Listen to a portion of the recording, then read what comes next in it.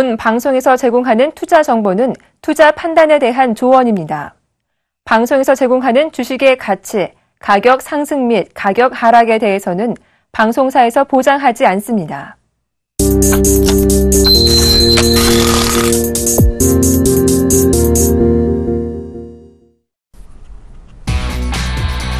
안녕하세요. 증시 탑5 강미라입니다. 꽃샘추위가 지속되고 있는 가운데 전국적으로 건조특보가 내려졌습니다. 그러고 보니 비가 언제 와나 싶을 정도로 메마른 날씨가 이어지고 있는데요. 우리 시장도 이런 건조함을 달래줄 비 소식이 간절한 것 같습니다. 양시장 모두 보합권에서 횡보를 지속하고 있는데요. 조금 전 중국에서 속보가 나오기도 했죠. 중국의 HSBC PMI 예비치가 예상치를 하회했다는 소식이 들렸습니다. 예상치가 50.2였는데 예상치를 하회한 49.1을 기록했다라고 발표가 됐습니다. 잠시 후 자세한 이유 분석 도와드리도록 하고요. 오늘도 종목에 대한 대응 전략 꼼꼼하게 확인해드리도록 하겠습니다. 도움 말씀 주실 분 소개해드리죠. 샘플러스 오현진 멘토님 나오셨습니다. 안녕하세요. 네, 안녕하세요. 자, 오현진 멘토님의 종목 탑5 지금 바로 공개하겠습니다. 네, 첫 번째 종목은 LF인데요. 대표적인 섬유유업 관련주이죠. 오늘은 주가는 쉬어가는 모습 펼쳐지고 있습니다. 두 번째 종목은 삼성 SDI. 지난 2주간 가파르게 올라온 종목인데요. 외국인과 기관의 동반 매수세가 유입되고 있습니다. 세 번째 종목은 SK이노베이션. 현재 실적 개선 기대감이 나오고 있는 종목이기도 하죠. 네 번째 종목은 아프리카TV인데 코스닥 종목이기도 합니다. 다섯 번째 종목은 YG 엔터테인먼트인데 대표적인 엔터 관련주이죠. 이들 종목에 대한 대응 전략 지금 바로 세워드리겠습니다.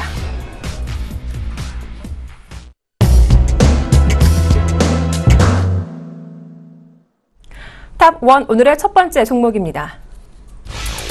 네, LF, 자파 및 액세서리 부분 매출 확대가 기대된다는 의견이 나왔습니다. 네, LF, LG 패션이라고 다들 이제 아시는 종목일 것 같은데 최근 주가 흐름은 상당히 부진했는데 일단 어떤 실적이 나아질 거라는 모멘텀이 있나 봐요. 어떻습니까? 사실 실적이 뭐 그렇게 크게 나아질 모멘텀이 있는 건 아닙니다. 네. 그런데 그동안 주가에 악영향을 미쳤었던 그런 부분들이 조금씩 정리가 되고 있기 때문에 네. 그런 부분에 있어서는 실적 개선 기대감을 가져가도 좋지 않을까. 제한적인 실적 개선감 정도는 가져가도 좋지 않을까 이렇게 판단을 하고 있고요. 네.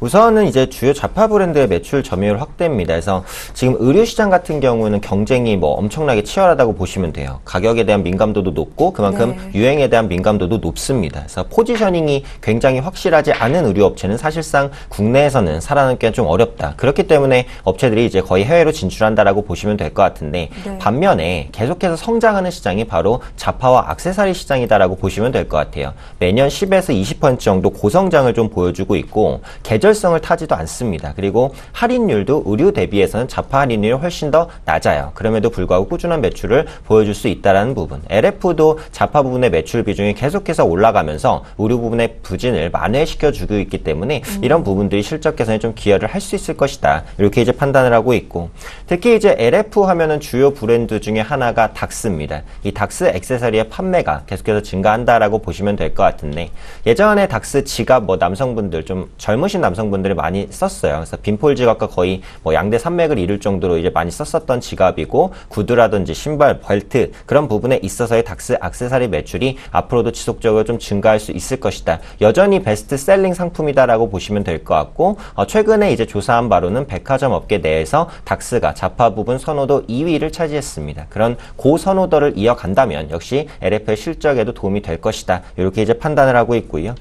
다음으로는 이제 기업의 체질 개선입니다. 적자 브랜드를 조금 축소를 하고 해외 부분의 부진도 좀 만회하는 모습들이 나타날 것이다라는 부분인데 LF가 이제 그 스포츠 브랜드를 좀 진출했었는데 수익성 악화 때문에 빠르게 좀 철수를 했고요. 또 해외 브랜드는 이제 이탈리아입니다. 이탈리아 법인의 손실도 효율화로 인해서 조금씩 축소되고 있다라는 부분 생각해 보시면 좋겠고 끝으로 아울렛 확장에 따른 외형 성장입니다. 최근에 보시면 뭐 마트든 백화점이든 모두 다 이제 역성장을 계속해서 보여주고 있는데 반면에 아울렛은 다릅니다. 여전히 고성장을 이어가고 있고요. 평일에도 아울렛 가시면은 이제 백화점이나 마트보다도 사람이 많아요. 네. 그만큼 이제 매출 확대에 대한 기대감인데 유명한 이제 뭐 아울렛 단지들 예를 들면 뭐 가산 디지털 단지 같은 데 가시면은 마리오 아울렛이나 뭐 아울렛 단지가 굉장히 많은데 거기 하나 둘씩 가보셔도 LF 아울렛이 상당히 많이 입점이 되어 있습니다. 그래서 매출이 확대되는 그 아울렛의 입점이 늘어나고 있다라는 것 자체도 현재 시점에서는 어느 정도의 그 성장 기대감을 뭐 기대해 볼 수 있는 부분이다.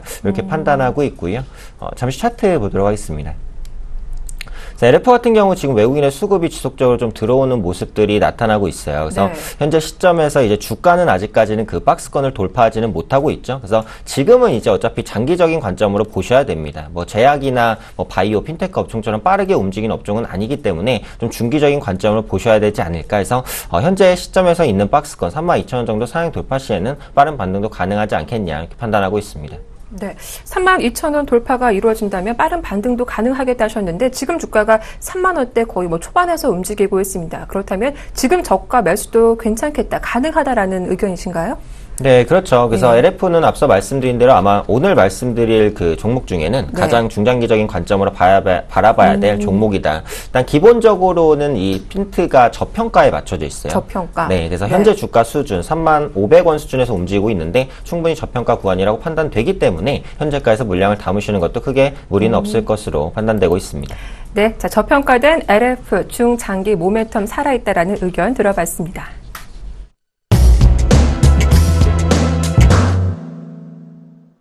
탑2 오늘의 두 번째 종목입니다. 네, 삼성 SDI 2차 전지 매출 확대 전망에 나오고 있는 종목입니다. 네, 삼성 SDI 지금 차트를 보니까 최근 2주간 주가 정말 가파르게 올라왔더라고요. 수급도 양호했죠. 외국인과 기관의 쌍끌이 매수도 유입된 종목인데 어떤 모멘텀이 있는지 자세하게 들어볼까요? 네, 뭐 삼성 SDI면 사실 뭐 2차 전지를 빼놓을 수 없을 것 같아요. 네. 2차 전지 부분에선 거의 뭐 세계 최강 업체다라고 보시면 될 것 같고 2차 전지가 가장 많이 들어가는 분야는 전기차라는 것을 뭐 많은 분들이 알고 계시지 않을까 싶습니다. 네. 이 전기차와 2차 전지가 뗄 수 없는 게 아주 단적으로 예를 들면 휴대폰에도 2차 전지가 들어가거든요. 그런데 전기차 한 대를 팔면 휴대폰 8,000대에 들어가는 그 2차 전지 수요 이상의 그 2차 전지가 전기차에 들어갑니다. 그만큼 전기차를 팔았을 때 2차 전지의 판매량이 늘어날 수밖에 없고 전기차의 매출 원가 중에 가장 큰 부분을 차지하는 것도 2차 전지입니다. 그렇기 때문에 전기차 시장이 커지게 되면 2차 전지 시장이 가장 먼저 커질 수밖에 없다라는 부분을 일단 뭐 말씀드리고 싶고요. 기아차 이제 소울 EV 같은 경우 4,250만 원인데 보조금을 받으면은 거의 2,000만 원 초중반대면 살 수 있어요. 최근에 매출이 계속해서 확대되는 움직임, 이게 국내에서만 그런 게 아니라 글로벌적인 움직임이기 때문에 이런 부분 기대해 보시면 좋겠고, 또 폴리머 전지 수요가 30% 정도 확대될 것으로 보입니다. 폴리머 전지 이제 IT 제품에 들어가는 부품이다, 전지다라고 보시면 될 것 같은데 요즘에 그 IT 제품들의 경량화라든지 소형화가 굉장히 중요해지면서 폴리머 전지의 수요 계속해서 늘어날 수 있을 것이다 판단하고 있고요. 또 반도체 소재와 OLED 부분의 출하도 상당히 견조한 부분, 특히 갤럭시 S6가 판매 호조를 좀 보여주고 있다라고 보시면 될 것 같은데 갤럭시 S6에 OLED 소재를 제공하는 업체가 바로 삼성 SDI입니다. 그렇기 때문에 삼성전자 매출 확대에 따른 기대도 함께 가져갈 수 있겠다 말씀드리고 싶고, 잠시 차트를 보시면요. 네. 오늘 제가 가지고 나온 종목 중에 뭐 차트 흐름은 가장 좋다라고 보시면 될 것 같아요. 이전 고점을 두 번 정도 부딪혔었던 고점을 지금 뭐 돌파해내고 상승하고 있는 모습이기 때문에 추세가 이제 시작됐다. 외국인의 수급도 꺾이지 않았기 때문에 추가 상승은 충분히 가능한 구간이 아닐까 이렇게 판단하고 있습니다. 네, 삼성향 매출 확대로 추가적인 상승 가능하겠다라는 의견까지 들어봤습니다.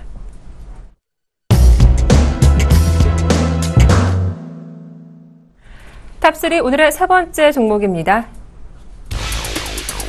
네, SK이노베이션이죠. 올해 정제 마진이 개선될 거라는 기대감이 전해지고 있는 종목입니다.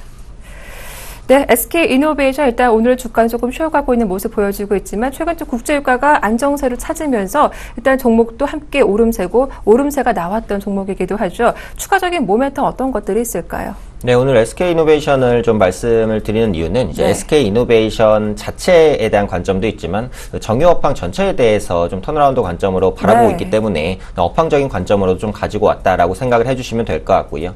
SK이노베이션은 역시 뭐 정유업종이기 때문에 네. 정유 부분이 어떻게 될 것이냐가 중요하겠죠. 근데 제가 볼 때는 이제 작년 대비해서 정제 마진이 추가적으로 악화될 가능성은 제한적이다. 이렇게 이제 판단을 하고 있습니다. 왜냐하면 지금도 이제 유가가 뭐 급등락하면서 바닥권에 있고 추가 하락 가능성 뭐 충분히 있습니다. 하지만 작년 같은 경우 보시면은 유가가 $90, $100 수준에서 거의 반토막이 난 거거든요. 그럼 지금 유가가 $40 중후반에서 움직이고 있는데 여기서 유가가 반토막이 나면 $20 초반입니다. 거기까지 떨어질까? 아무리 극단적인 가정을 해도 거기까지 떨어지긴 어렵다라고 저는 생각을 하고 있어요. 그렇다면 유가가 여기서 추가적으로 하락해도 작년보다는 이제 정제마진 실적의 악화는 당연히 크게 줄어들 가능성이 높다라는 관점을 말씀드리고 싶고, 국제 유가가 또 현 수준에서 계속해서 급락하기는 좀 어렵다. 예를 들어서 그러니까 35달러나 40달러까지 떨어지긴 어렵다라고 보는 게 네. 유가는 결국은 달러로 사게 됩니다. 근데 요즘에 보시면은 달러 가치가 하향 안정화되는 모습이 나타나고 있어요. 그래서 기준금리 조기 인상에 대한 리스크가 크게 갑자기만 부각되지 않는다면 유가가 계속해서 급락하는 흐름을 보여주기는 어렵다. 그래서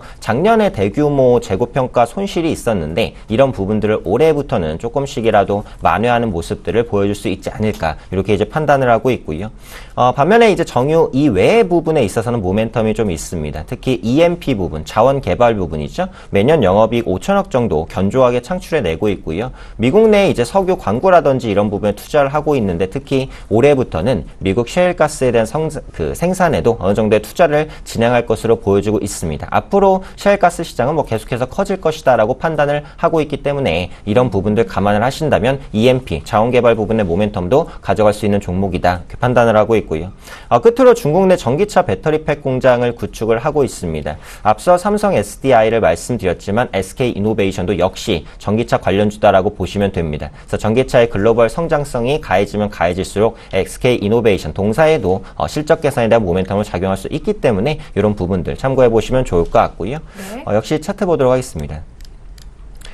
그동안 이제 뭐 유가 하락에 의해서 정유업종은 빠질 수밖에 없었어요. 그래서 네. 하락하는 추세였는데 최근에 있어서는 추세를 약간씩 돌려내고 있는 부분들, 그나마 다행스러운 부분은 저점을 조금씩은 높여가고 있다라는 겁니다. 아직은 상승 추세가 아니에요. 하지만 최소한 바닥은 잡았다라고 판단을 할 수 있기 때문에 현재 시점에서는 분할 매수 관점으로는 충분히 접근이 가능하지 않을까 싶고, 역시 수급도 나쁘지 않습니다. 오늘 같은 경우에는 약간 꺾이긴 하지만 외국인의 수급 올해 2월부터 강력하게 들어오는 모습들 나타나고 있기 때문에 정유업종도 역시 당분간은 실적이 크게 상승한다는 개념은 아니지만 악화될 만큼 악화됐다. 더 이상 악화되기는 어렵다라는 관점에서 말씀드리도록 하겠습니다. 네, 멘토님, 그렇다면 SK이노베이션 지금 뭐 신규 접근 가능하다 하셨는데 그렇다면 전고점 부근이 10만 원대 초반까지만 봐야 하는 걸까요? 아니면 그 이상도 가능할까요? 일단 10만 원대 초반까지만 봐야 될 것 같아요. 예. 왜냐면은 앞서도 말씀드렸듯이 지금 정유업종 자체가 실적이 뭐 엄청 좋아진다? 이런 개념은 아닙니다. 작년보다는 1분기에는 개선될 것이다라는 기대감이고, 그렇다면 네. 현재 글로벌 유동성 효과와 맞물려서 실적 개선이 제한적이라는 걸 생각해 봤을 때는 전고점까지 노리는 게 맞겠죠. 그래서 전고점 가격대가 지금 10만 5천 원입니다. 네. 그래서 10만 5천 원 정도까지 노리고는 접근이 가능하다 이렇게 말씀드리도록 하겠습니다. 네, 제한적인 실적 개선 기대감이 살아있는 종목 전고점까지만 대응해보자라는 의견 들어봤습니다.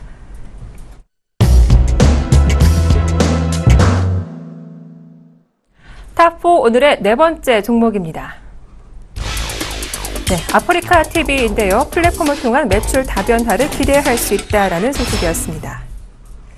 자, 아프리카 TV 코스닥 종목인데 오늘 일단 강보합권의 거래가 되고 있군요. 최근에 보니까 뭐 3D 프린트 시장에 진출한다라는 소식도 한번 들린 것 같아요. 어떤 네네. 모멘텀이 있나요? 네, 사실 아프리카 TV 저도 이제 그 기사를 봤는데 예. 오늘 말씀드린 건 이제 3D 프린트와는 이제 별개의 문제로 좀 말씀을 드리고 싶고, 그 부분 좀 부연 설명하자면 제가 볼 때는 네. 아프리카 TV가 플랫폼 사업자인데 3D 프린터와 무슨 관련이 있는지는 잘 그러게요. 모르겠어요. 아직까지는 연결고리가 크지 않기 때문에 네. 그 부분을 기대하시긴 조금 어렵다라는 부분은 말씀드리고 싶고요. 네.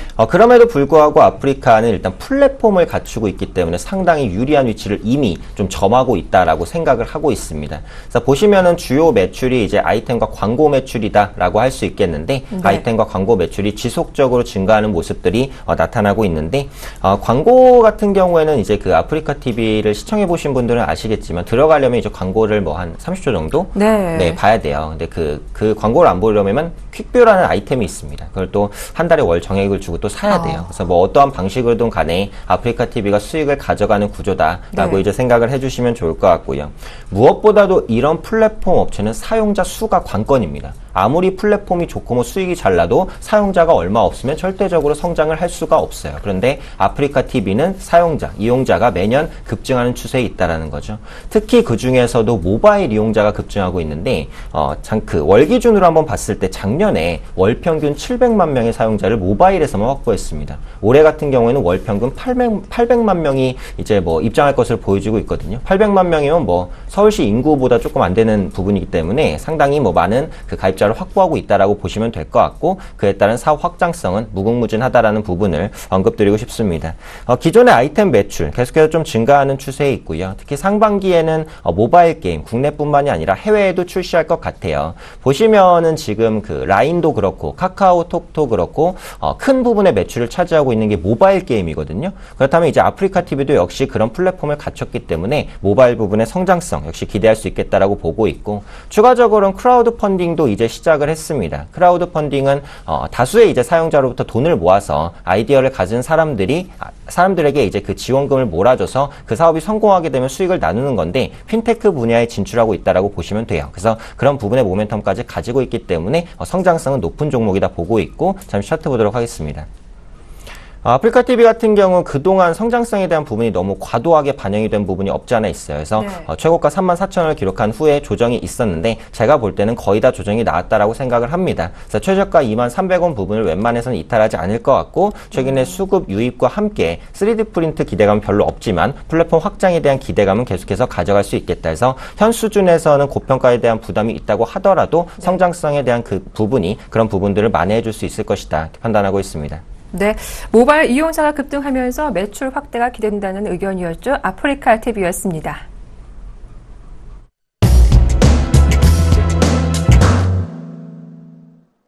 탑5 오늘의 마지막 종목입니다. YG 엔터테인먼트인데요. 올해 1분기 최대 실적을 달성할 것이란 전망이 나오고 있습니다.